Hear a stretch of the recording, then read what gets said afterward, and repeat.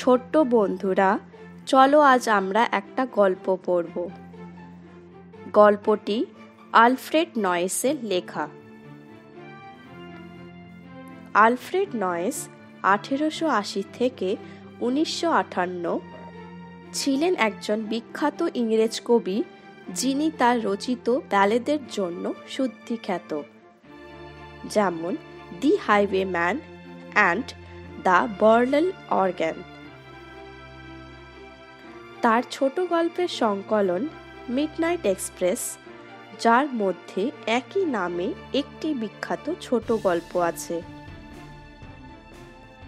গল্পটি West Bengal board of secondary এডুকেশনের সম্পাদিত ক্লাস 8-এর পাঠ্যপুস্তক ব্লসমের লেসন 11 হিসাবে অন্তর্ভুক্ত হয়েছে।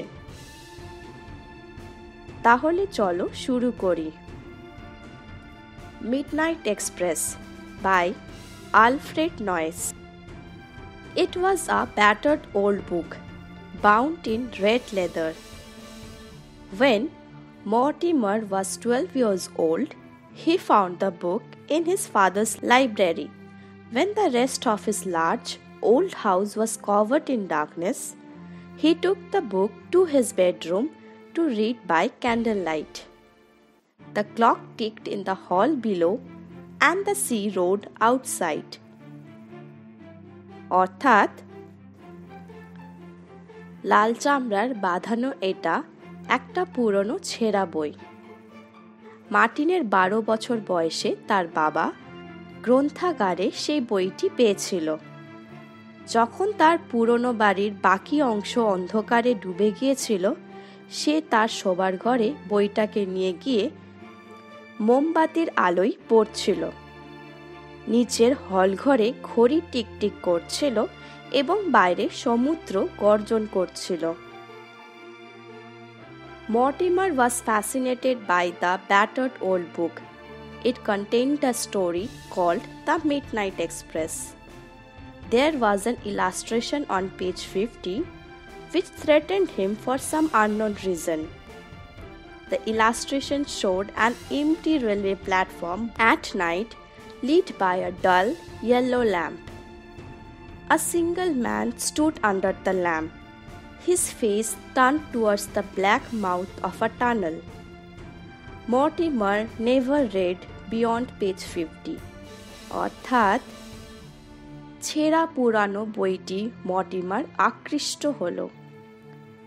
এতে মিডনাইট এক্সপ্রেস নামে একটা গল্প ছিল।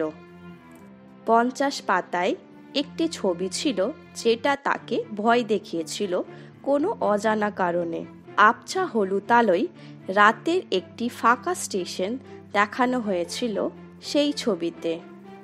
একটি একা লোক আলোর নিচে দাঁড়িয়েছিল, তার মুখটা একটি কালো সুরঙ্গের মুখের দিকে ঘোরানো ছিল। মর্টিমার কখনো 50 পাতার পরে পড়েনি। Many years passed after that. Mortimer was now a young man. One day around midnight, he was waiting for a train in a dark, empty junction. অর্থাৎ, তারপর অনেক বছর কেটে গেল। এখন মর্টিমার যুবক। একদিন প্রায় মাঝরাতে সে অপেক্ষা করছিল একটা গাড়ির জন্য অন্ধকার খালি জংশনে। এরপর there was a single dull lamp glowing. Mortimer in the lamplight suddenly noticed a dark and a solitary figure he knew. It was seen on page 50 of his book in his childhood. The figure faced the black mouth of a tunnel. অর্থাৎ, সেখানে একটা আবছা আলো জ্বলছিল। ল্যাম্পের আলোয় Mortimer হঠাৎ দেখল একটি অন্ধকার নির্জন শরীর, যাকে সে জানত। ছোটবেলায় তার বইয়ের 50 পাতায় সেই ছবি দেখেছিল। শরীরটা একটি কালো সুরঙ্গের মুখোমুখি দাঁড়িয়েছিল। Mortimer's instincts were aroused. He walked quickly towards the figure and looked into its face. Mortimer was shocked. he was staring into his own face. অর্থাৎ মর্টিমার প্রবৃত্তি জাগল। সে দ্রুত শরীরটির দিকে হেঁটে গেল এবং তার মুখের দিকে তাকালো। মর্টিমার হতভম্ব হলো। সে তার নিজের মুখের দিকেই তাকিয়ে রইল। A wave of panic surged through Mortimer. He turned, gasped, and broke into a wild run. He stumbled out of the platform and rushed down a moonlit road. He could hear the echo of his own footsteps behind him. The footsteps were steadily gaining on him. Mortimer paused for a moment. He was completely shaken with fear. He began to run again. অর্থাৎ ভয়ের একটা প্রবাহ মর্টিমারকে গ্রাস করল। সে ঘুরে দীর্ঘশ্বাস ফেলে বেপরোয়া দৌড় লাগালো। সে প্ল্যাটফর্মে হোঁচট খেয়ে বাইরে গেল এবং দৌড়ে একটি চাঁদের আলো ভরা রাস্তায় নামল। সে পিছনে তার নিজের পায়ের শব্দধ্বনি শুনতে পেল। পদক্ষেপটি দ্রুত তার দিকে এগিয়ে আসছিল। মর্টিমার এক মুহূর্তের জন্য থামল। সে সম্পূর্ণভাবে ভয়ে কাঁপতে লাগল। সে আবার দৌড়াতে লাগল। Quarter of a mile down, Mortimer saw a small white cottage. Seeking desperate shelter, Mortimer pounded on the wooden door. He heard heavy footsteps coming down creaking stairs. The door opened and a shadowy figure stood with a candle. They exchanged no words. The shadowy figure beckoned him inside. They went up the creaking stairs. অর্থাৎ 1.4 mile দৌড়ে Mortimer একটা ছোট সাদা কুটির দেখতে পেল। বেপরোয়াভাবে আশ্রয়ের সন্ধানে মর্টিমার একটি কাঠের দরজায় আঘাত করল। সে শুনতে পেল ভারী পায়ের শব্দ নেমে আসছে খটখট করে সিঁড়ি দিয়ে। দরজা খুলল এবং একটি ছায়াময় শরীর বাতি নিয়ে দাঁড়িয়েছিল। তারা কোনো বাক্য বিনিময় করল না। ছায়ামূর্তি তাকে ভিতরে যাবার ইঙ্গিত করল। তারা শব্দ করতে করতে সিঁড়ির ওপরে উঠে গেল। এরপর the shadowy figure took him to an upper room where a bright fire was burning. There was an armchair beside the fire. By the armchair was a small oak table on which lay a battered old book bound in red leather. The shadowy figure put the candle on the table and departed silently. অর্থাৎ ছায়ামূর্তি তাকে উপরের ঘরে নিয়ে গেল, যেখানে একটা উজ্জ্বল আগুন জ্বলছিল।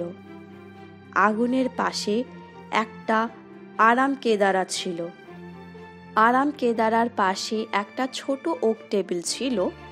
সেখানে লাল চামড়ায় বাঁধানো একটা ছেঁড়া বই ছিল। ছায়ামূর্তি টেবিলে বাতিটি রেখে নীরবে প্রস্থান করল। Mortimer collapsed into the armchair and picked up the old book. With a shock, he realized it was the same book from his childhood, the book which contained the story of Midnight Express. Mortimer was greatly afraid. He turned the pages with trembling hands. He began to read. The story was about a man who, in his childhood, had read a book which contained a frightening picture. অর্থাৎ Mortimer আরাম কেদারা পড়ে গেল এবং পুরানো বইটা তুলে নিল। আঘাত পেয়ে সে উপলব্ধি করল যে এটি একই বই যেটা সে ছোটবেলা থেকে পড়ত, যেখানে মিডনাইট এক্সপ্রেস গল্পটি ছিল। মর্টিমার ভয়ঙ্কর ভয় পেল। সে কম্পিত হাতে পাতা উল্টালো। সে পড়তে শুরু করল। গল্পটি একটি লোক সম্বন্ধে, যেটি সে ছোটবেলায় পড়েছিল, যাতে ভীতিপ্রদ ছবিটি ছিল। Mortimer tried to grasp the strange cycle of events he was going through. He was filled with acute dread. Who is the strange man who asked me into this cottage?" Mortimer asked himself fearfully. At that very moment, the door opened and the strange host came in. His face was covered in darkness. The candle on the table cast huge shadows on the walls. The shadowy figure stood before Mortimer. Slowly he edged forward. অর্থাৎ Mortimer চেষ্টা করল একটি অদ্ভুত ঘটনা প্রবাহ ধরতে যার মধ্যে দিয়ে সে যাচ্ছিল। মর্টিমার ভয়ে পূর্ণ ছিল। অদ্ভুত লোকটি কে যে আমাকে তার কুটিরে আসতে বলল? মর্টিমার নিজেকে ভয়ে প্রশ্ন করল। ঠিক সেই মুহূর্তে দরজা খুলে গেল এবং অদ্ভুত গৃহকর্তা ভিতরে এলো। তার মুখ অন্ধকারে ঢাকা। টেবিলের বাতি দেওয়ালে বিশাল ছায়া ফেলল। ছায়ামূর্তি মর্টিমার সামনে দাঁড়ালো। ধীরে ধীরে সে এগিয়ে এলো।